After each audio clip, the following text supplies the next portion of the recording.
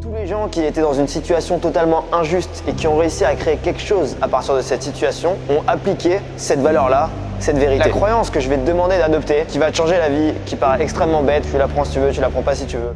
Il y a pas longtemps, j'ai fait une vidéo où je t'expliquais exactement quoi faire si tu étais seul et que tu avais envie de rencontrer des filles, d'être ce mec invité aux soirées, d'être ce mec sociable. Je donnais un plan d'action clair sur comment faire ça.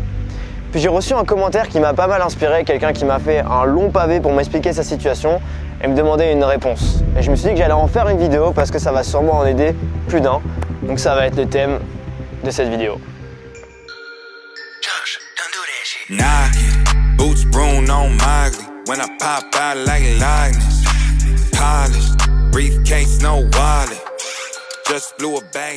Je vous lis le commentaire. Bon, j'en ai fait un résumé parce que c'était un gros pavé. Mais en gros, voilà ce qu'il m'a dit. Il trouve qu'il manque une pièce à ce puzzle et il n'est pas d'accord avec les conseils que je lui donne. On lui a jamais fêté son anniversaire, il est resté puceau jusqu'à 21 ans. Il se sent introverti et il ressent pas l'envie naturelle de parler aux gens. Il nous a aussi expliqué qu'un mec les avait rejoints dans son travail et c'était un natural, il arrivait toujours à répondre, à s'exprimer avec des émotions positives. Pour ceux qui savent pas ce que ça veut dire natural, c'est quelqu'un qui est naturellement bon. Donc ce mec là arrive à mettre les gens à l'aise et il a même conclu avec 2 filles dans sa boîte qui avaient 5 ans de plus que lui. Au travail, tout le monde parle de foot et fait des pauses clopes, mais lui le foot ça l'intéresse pas et il fume pas. Donc il est en train de se dire que c'est impossible pour lui de connecter avec les gens parce qu'il rentre pas dans les normes. Il est convaincu que le problème vient de sa personnalité parce que c'est épuisant pour lui de parler aux gens et de réfléchir à qu'est-ce qu'il va dire après, de susciter des émotions quand il parle, etc. Il pense que les conseils que je lui donne ne valent rien parce que quelqu'un qui est dans son cas est différent et est socialement anormal. Il pense que contrairement à moi, certaines personnes partent de beaucoup plus loin et ont besoin d'une autre solution que ce que j'ai donné pendant la vidéo. Il propose donc la solution d'un youtubeur américain qui s'appelle Hamza, qui est de se rendre à la salle de sport, de se développer un physique, de se faire des amis à la salle de sport et d'avoir des traits de personnalité plus masculines grâce à la force que tu vas développer à la salle. Et enfin, il pense que si les mecs ont une vie flinguée, rien ne va émotionnellement, physiquement, hormonalement, ils vont pas réussir à faire des rencontres et apprendre le game ne va absolument rien changer pour eux. C'est ce que cette personne pense, il m'a fait un commentaire parce qu'il avait envie que je lui donne une réponse. D'ailleurs, merci à toi d'avoir participé dans les commentaires. Et ça m'a touché parce qu'il m'a dit que s'il y a bien une personne qui pouvait l'aider par rapport à ça, c'était moi, donc je t'en fais une vidéo. Alors voilà ma réponse. Pour être honnête avec toi, le fait que certains ont plus de talent que d'autres, c'est totalement vrai. Le fait que certaines personnes puissent passer à l'action plus facilement parce qu'ils ont grandi dans un environnement différent, qu'ils soient génétiquement plus à l'aise socialement, c'est quelque chose qui est vrai. Et j'ai aucun problème avec ça, je suis totalement d'accord avec toi. Le fait que la vie est injuste et que certaines personnes sont favorisées par rapport à d'autres sans aucune raison, c'est aussi quelque chose qui est vrai. Par contre, il existe une autre réalité dont personne ne parle. Et tous les gens qui étaient dans une situation totalement injuste et qui ont réussi à créer quelque chose à partir de cette situation ont appliqué cette valeur-là, cette vérité. Et cette vérité, c'est l'adversité. Tu prends n'importe quelle personne qui a réussi à créer quelque chose de grand et regarde son histoire, lis ses autobiographies et tu vas te rendre compte qu'il est passé par beaucoup d'adversité. Et si tu veux, ce qui me dérange avec ton commentaire, c'est qu'il prend en compte le fait qu'il y ait beaucoup de problèmes sans forcément se concentrer sur les solutions, mais il prend jamais en compte le fait de se confronter à l'adversité. Et il part du principe que c'est totalement injuste que toi t'aies affaire à cette adversité par rapport à ton collègue qui est natural au travail, et du coup tu perds le contrôle en raisonnant comme ça. Parce que la réalité, elle est totalement différente. La réalité, c'est que certes c'est plus facile pour lui, mais pour toi, t'as un chemin qui est différent. Et ce chemin, il faut que tu acceptes de l'engager et d'aller à fond là-dedans. Je vais te parler un peu plus de mon histoire. Aujourd'hui, tu me vois faire des vidéos, je suis coach en séduction, tu vois les approches que je fais dans la rue, tu dis ah ok c'est cool, il est à l'aise socialement, il sait vibrer avec les gens. En gros, pour moi, ça paraît extrêmement naturel aujourd'hui. Bah la réalité, c'est que au lycée, j'étais vraiment pas cette personne qui était à l'aise socialement, j'aimais bien faire des blagues à droite à gauche et quand je parlais à une fille, je me sentais très mal. Est-ce qu'il y avait des gens qui étaient moins forts que moi socialement? Ouais, il y en avait forcément. Est-ce qu'il y a des gens qui étaient plus forts que moi? Il y en avait forcément aussi. Mais j'ai pris certaines décisions qui m'ont amené à développer la personnalité que j'ai aujourd'hui, à être à l'aise devant une caméra dans un parc, à être à l'aise à aller aborder des filles, à monter un business et à aller chercher ce que je veux. Et cette personnalité, j'ai développé à travers beaucoup d'adversités. J'aime pas trop en parler parce que j'aime pas tous ces discours de victimes, de motivation, etc. Oui, moi j'ai fait ci, j'ai fait ça. Mais c'est vraiment pour t'inspirer et pour répondre à ce commentaire très précisément. Quand j'avais 19 ans, j'ai passé un BTS en informatique. Je savais pas quoi faire de ma vie, je me sentais pas à l'aise là-dedans. Donc j'ai vendu ma voiture, je suis parti à Londres. Ce qui fait que j'avais à peu près 1000 € en poche. Je parlais pas la langue, je connaissais personne. Et mon seul but, c'était d'apprendre à être plus séduisant avec les filles, d'apprendre à me développer une personnalité charismatique. J'arrive là-bas, je passe mes journées à aborder des filles, je comprends rien à la langue, ça se passe pas forcément bien et je galère. Je me souviens aller en boîte de nuit tout seul en connaissant personne en allant me faire des amis en boîte de nuit. Et je peux te dire que quand tu connais cette sensation d'être seul à 3 h du matin dans une boîte de nuit, dans un pays où tu ne maîtrises pas la langue et te dire mais qu'est-ce que je suis en train de faire là, mais quand même pousser à travers l'adversité parce que tu sais que tu es dans la bonne direction, la plupart des gens qui vont se trouver des excuses et qui vont pointer du doigt ceux qui sont plus à l'aise socialement, ils n'ont pas vécu ça. Parce que s'ils avaient vécu ça et s'ils avaient poussé à travers l'adversité, ils comprendraient qu'ils peuvent avoir le contrôle sur leur situation. Et pour dire plus tard, j'avais besoin d'argent, j'avais pas envie de faire un job banal, être serveur ou peu importe, et je me suis mis à faire du porte-à-porte. Donc je vendais et j'étais payé seulement à la commission. Ce qui fait que si je vendais pas, j'avais pas d'argent à la fin du mois. Et je me suis retrouvé dans des situations où j'arrivais pas à vendre, puisque je pensais que j'étais bon en vente, mais au final j'étais pas si bon que ça.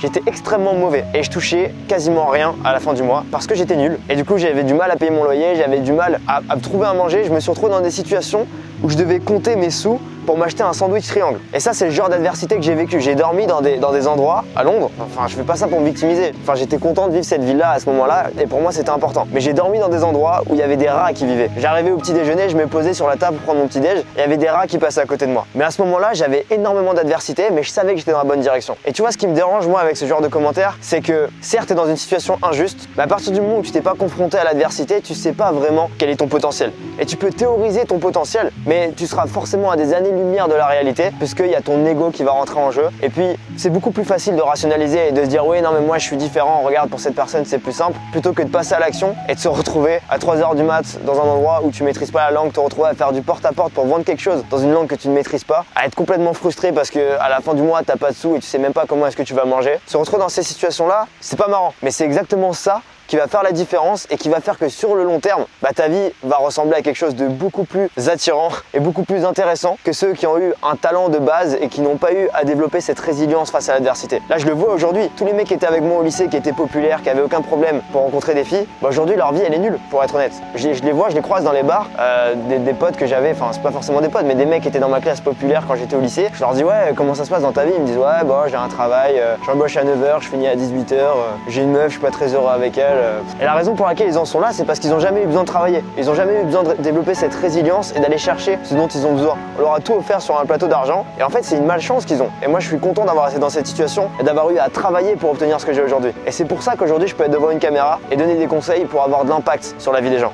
Et par rapport à la solution que le youtubeur Hamza t'a donnée, elle est vraie, mais il y a une nuance et il faut la comprendre. Et c'est là où les gens sont perdus et c'est pour ça qu'ils n'arrivent pas à être dans la bonne direction pendant longtemps, puisque plus tu vas être constant, plus tu vas obtenir des résultats et plus tu vas développer une bonne personnalité. Dans cet exemple-là, il te dit que aller à la salle, te développer un physique, te développer une force mentale va te permettre d'avoir une bonne personnalité et puis d'être plus sociable. Et je suis totalement d'accord avec lui. La seule chose sur laquelle il faut être vigilant, c'est que c'est pas parce que Hamza a développé sa force mentale à travers la discipline de la salle de sport, la discipline de la musculation, que ça va résonner avec tout le monde. Personnellement, j'ai pas raisonné avec ça dans mon parcours et j'ai beaucoup plus raisonné avec le fait d'aller game, d'aller rencontrer des filles, d'aller aborder des filles dans la rue et de me développer cette force mentale à l'idée de savoir que je peux aller aborder une inconnue dans la rue et créer une rencontre à partir de là. Et il y a d'autres personnes qui vont pas raisonner avec ça non plus et c'est pas grave du tout. Et peut-être que pour eux ça va être l'entrepreneuriat, ou peut-être que pour eux ça va être se développer une carrière en tant que médecin ou architecte ou archéologue, j'en sais rien. Mais par contre ce qui est important, c'est d'avoir un objectif clair et un plan d'action clair. Et une deuxième chose qui me dérange avec les gens qui se trouvent des excuses et ce genre de commentaires, c'est que quand je les vois dans la vraie vie et que je leur demande quels sont tes objectifs dans la vie, quel est un objectif sur lequel tu es en train de travailler, quel est ton plan pour l'acquérir, ils me répondent j'en sais rien. Et ils sont totalement flous sur ce qu'ils veulent obtenir.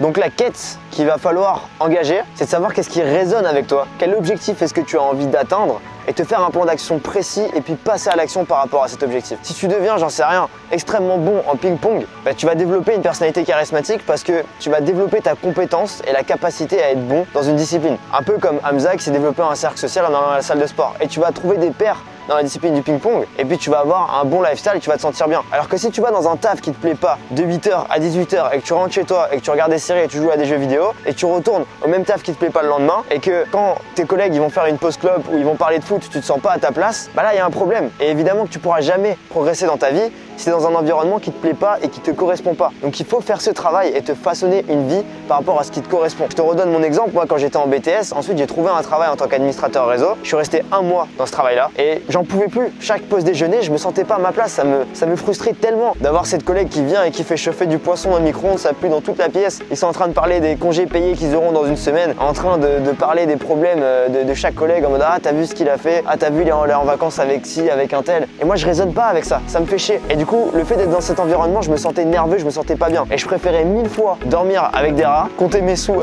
pour aller acheter un sandwich triangle, plutôt que de me retrouver dans cette salle entre midi et 2 avec des gens avec qui je raisonne pas, avec un objectif avec lequel je raisonne pas du tout. Et j'ai rien contre ces gens-là. S'ils raisonnent avec ça et qu'ils sont heureux avec ça, c'est tant mieux pour eux. Mais l'impression que tu me donnes à travers ton commentaire, c'est que tu te sens pas à l'aise d'être dans un environnement où tes collègues ils font des post-clopes, où ils parlent de foot, etc. Donc trouve quelque chose qui te plaît, n'hésite pas à réfléchir, à lancer un business, à sortir ta zone de confort et te développer une personnalité face à l'adversité et face à des choses qui sont vraiment importantes pour toi. Pour finir cette vidéo, je vais t'offrir un mini coaching gratuit. Je vais prendre tous les éléments que je t'ai donnés dans la vidéo précédente. D'ailleurs, je t'invite à la voir, toi, en tant que spectateur, si tu l'as pas vu. Et je vais les appliquer à ta situation et te dire comment est-ce que tu vas pouvoir progresser dans ta vie grâce aux conseils que je t'ai donnés. Et tu vas voir que ça prend tout son sens quand t'enlèves tout l'aspect j'ai des problèmes, je suis unique, c'est injuste et que tu te concentres seulement sur les solutions. Ok, premier conseil que j'ai donné, c'est d'être attentif et d'analyser ton système de croyances. Aujourd'hui, quand je dis ton commentaire, il y a plein de croyances qui sont négatives et qui t'aident pas du tout. Le fait de penser que c'est dur pour toi si t'es introverti, le fait de penser que t'es spécial, qu'il y a des gens qui sont naturels et que c'est beaucoup plus simple pour lui de passer à l'action. Déjà, t'en sais rien, t'es pas dans sa tête, tu vois juste le résultat extérieur, mais tu sais pas du tout qu'est-ce qui se passe intérieurement, quelles sont ses émotions quand il est avec toi. Il y a des gens, ils ont un bon jeu d'acteur et ils peuvent se sentir très mal intérieurement, mais être très performants extérieurement. Donc, oublie toutes ces croyances-là. Et la croyance que je vais te demander d'adopter, qui va te changer la vie, qui paraît extrêmement bête, tu la prends si tu veux, tu la prends pas si tu veux. Mais moi, personnellement, j'ai développé cette croyance que peu importe la compétence, je peux l'apprendre. Si je m'en donne les moyens, je peux l'apprendre. Ça veut pas dire que je vais être basketteur professionnel, j'ai pas les habilités physiques pour faire ça. Mais si je veux être bon au basket, je peux apprendre à être bon au basket. Si je veux être bon à faire des vidéos YouTube, je peux apprendre à être bon là-dedans. Et du coup, à partir de cette croyance-là,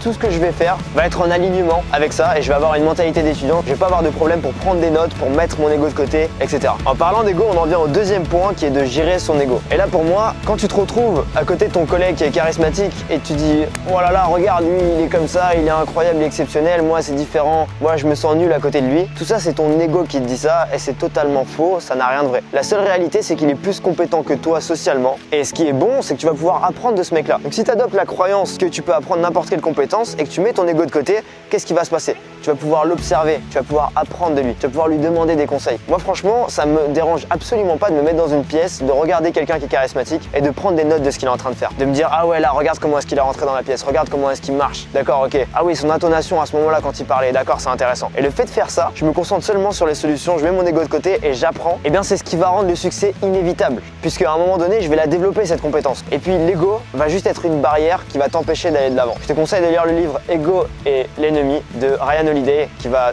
te donner tous les subterfuges pour contrecarrer ton ego. Le troisième conseil que j'avais donné, c'était d'optimiser ton lifestyle. Quand tu me dis qu'ils font des post-clopes et puis qu'ils parlent de foot et que ça résonne pas avec toi, j'ai pas tous les détails par rapport à ta situation, mais j'ai l'impression que tu te sens pas à l'aise dans ton travail.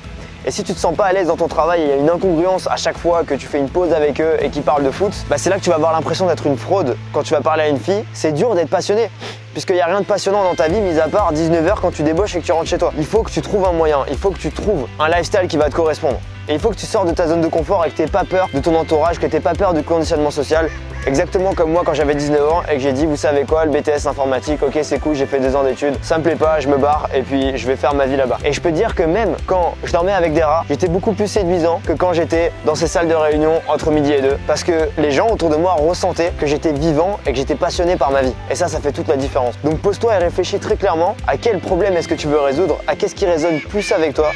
Et vas-y à fond. Le quatrième conseil, c'est d'apprendre le game. Comme je disais dans la vidéo, c'est facile de se trouver des excuses. C'est facile de se dire, ah ouais, il y a quelqu'un qui est plus fort que moi, j'atteindrai jamais son niveau. C'est facile de me regarder dans les caméras cachées et de se dire, ah ouais, non mais ok, le gars, il fait ça naturellement, c'est cool pour lui. Mais personne n'était là quand j'avais 17 ans et j'étais tout seul dans la rue à marcher et à aller aborder des filles, à aller aborder des inconnus et à apprendre de mes erreurs. Personne n'était là quand j'étais en boîte jusqu'à 6 h du matin, tout seul, à galérer dans un langage que je comprenais pas. Personne n'était là quand je faisais du porte-à-porte sous la pluie, avec des chaussures et qui pleuvait. J'avais les chaussettes mouillées, à chaque pas que je faisais ça faisait des splouches comme des éponges. J'étais dans des bleds complètement paumés en Angleterre. Je toquais, je me faisais rejeter toute la journée. Personne n'était là à ce moment-là. C'est facile de regarder le résultat final et de se dire ah ouais mais pour lui c'est plus naturel. Mais plutôt que de regarder le résultat, regarde plutôt le travail et le process qui a amené à ce résultat. Ed Sheeran aujourd'hui c'est l'un des artistes les mieux payés au monde. C'est un des artistes qui remplit tous les stades, toutes les tournées dès qu'il sort un album. Mais il faut savoir, quand il a commencé, il faisait des concerts dans la rue. Pendant, je crois, 5-6 ans, je me souviens avoir vu un reportage sur lui hyper inspirant. Il faisait des concerts dans la rue. Et à chaque fois qu'on lui proposait de faire un concert, il acceptait, même s'il y avait 2 personnes, même s'il y avait 10 personnes. Même quand il remplissait des salles, il continuait à accepter des concerts, peu importe, parce que son identité, c'était d'être un artiste et de partager de la musique. Et il s'en foutait complètement de la validation des gens. Et ça, les gens, ils le voient pas. Ils voient juste le résultat final et ils disent ah ouais, Sheeran, waouh, il est talentueux. Et regarde l'interview qu'il avait fait sur une émission américaine où il montrait un extrait de lui en train de chanter quand il était adolescent. Et tu vois que le chant, c'est clairement pas un don qu'il avait. Et c'est clairement quelque chose qu'il a développé à travers beaucoup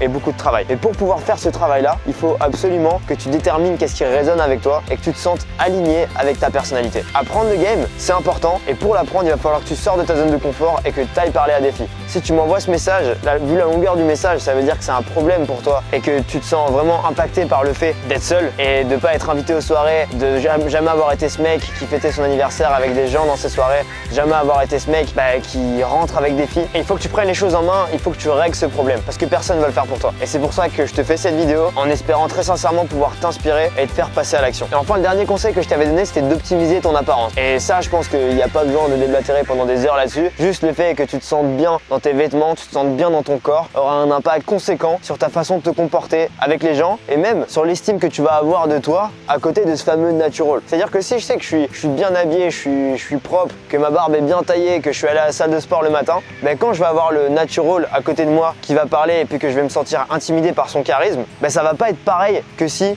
j'avais pas optimisé mon style. Parce que je sais que j'ai quelque chose pour moi et j'ai travaillé sur moi. Et du coup, certes, je vais être un petit peu moins à l'aise que lui, mais je vais me dire, ok, quand même, ça va, genre, je peux être fier de moi parce que je rends bien et je suis stylé. Et si tu veux optimiser ton style, encore une fois, va sur la chaîne YouTube de Carlos, qui est le meilleur dans ce domaine-là. Carlos.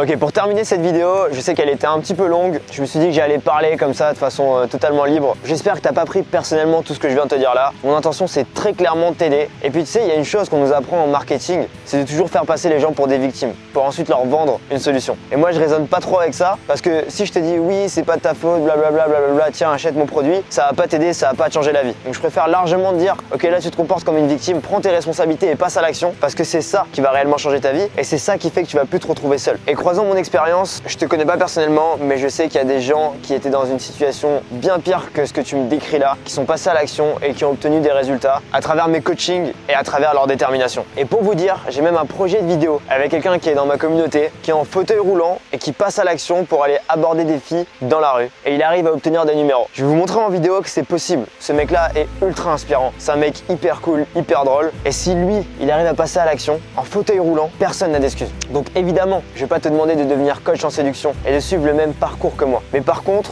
prends tes responsabilités et concentre-toi sur les solutions plutôt que les problèmes. J'espère avoir pu t'aider avec cette vidéo. Et si c'est pas le cas, j'espère au moins avoir pu aider une personne qui passe par là. C'était Nabs, bisous.